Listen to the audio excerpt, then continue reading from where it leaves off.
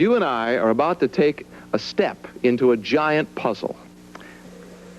The mystery begins on the barren landscape of Marshall County, Minnesota. On August 27, 1979, Deputy Val Johnson experiences something incredible. And suddenly the light that had been there suddenly became here, and it struck my vehicle, causing some damage to it.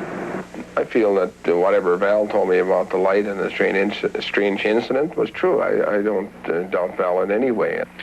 Hoax doesn't seem very likely in this case, not only for what all of Johnson's colleagues and friends have indicated about the man, but because of the unusualness of the effects. I'm convinced that it's something not of the ordinary in nature because of the sequence of the fractures as they occurred and the magnitude of the stresses involved in them. Deputy Johnson is a policeman. The documentation of his experience comes from an unusual source. We have a recording of the actual radio call that he made seconds after the incident. Listen closely. 407, what is your condition? I don't know. Something just hit my car. I don't know how to explain it. Strange. Are you, what's your condition? Are you okay? Something attacked my car. I heard the glass breaking and the brakes locked up. I don't know what's going on. 10-4, I'll get hold of 406 Stephen and send him on his way. What is it that happened? Deputy Johnson recreated step by step the events of that night. I was on routine patrol, and I came up to this intersection, and I looked south, and I saw a bright light just over the center of the roadway. My first impression was that maybe it was a semi with one headlight broken out, and then it dawned on me that the light was too big around and too intense for an ordinary headlight.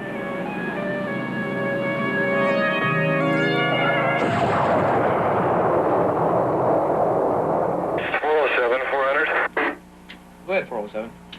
388, 220, 5. 407, what is your condition? I don't know. Something just hit my car. I don't know how to explain it. Strange. Are you, what's your condition? Are you okay? Something attacked my car. I heard the glass breaking and the brakes locked up. I don't know what's going on. What happened? What kind of car? 10-4, I'll get hold of 406 Stephen and send him on his way. Val was rushed to a local hospital where he was examined by Dr. W.A. Pinsonault.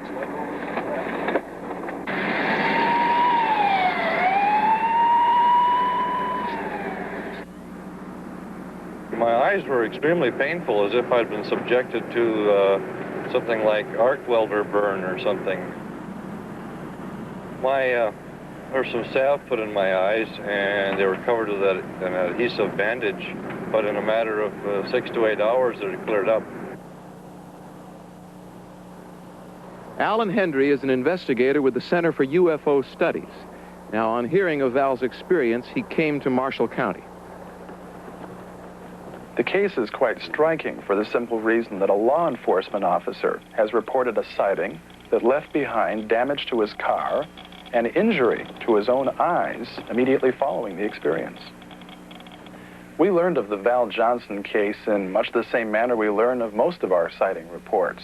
The deputy of Marshall County contacted us directly via our 800 toll-free phone number, which we've issued to 10,000 police departments around the country. The biggest mystery about the Val Johnson case to me is trying to find one neat explanation for something that could behave the way he described, yet create the kinds of damage that we analyzed and discovered. Mr. Meridian French, a crash technician for the Ford Motor Company. A request was made by Mr. Alan Hendry to Ford Motor Company, and through the normal chain of command down to the glass division, I, as the so-called glass expert, was asked to come out and examine the windshield. The cracks in this particular windshield are not unusual in themselves, any one of which I could reproduce myself in the laboratory, but as a group, they're unusual. French traced the outlines of the shattered windshield in order to analyze the fracture. I'm convinced that the fractures, as we see here, were made by some type of a blow from the outside of the glass by some firm, probably hard object, but with not sufficient force to crush the glass, but enough force to bend the glass to the point of breaking it. I have not seen anything like this before. They are extremely unusual. I've been in law enforcement for about 15 years. I've been chief deputy sheriff in Marshall County for 8 years, and I was elected sheriff of Marshall County last January 1st, so I've been in office about a year now. The car itself had busted headlights. The windshield was broke. One of the red lights on top of the roof was broke. The antennas were bent backward, where if an object would have struck them, they should have been bent forward. But they were bent the opposite way, as if some force had bent them.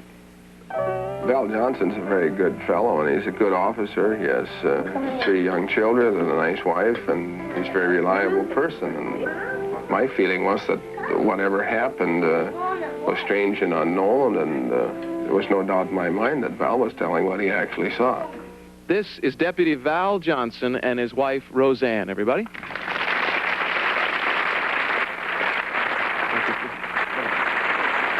Val, since that incredible experience that has shocked us all, have you had any other experiences, any other close encounters? No, sir, no. Had you had any before this? No, this is the first one. Well, how has it changed your life? Well, it's brought our family unit closer together. Because it scared everybody so much, you mean? Well, there was a lot of people confused about it and a lot of unusual stories that came out about it. But it's brought us closer together as a family unit. Was it a religious experience for you? Many times these events are a religious experience. Upon reflection afterwards, it's been about 6 months now. Upon reflection, we've kind of come to the conclusion that perhaps the Creator has made other things that we can't readily see or readily identify, and perhaps this is one of the things we encountered out on the road. Certainly a humbling experience. Thank you, Roseanne and Val, for sharing your feelings about your experience with us. Thank you very much. Thank you.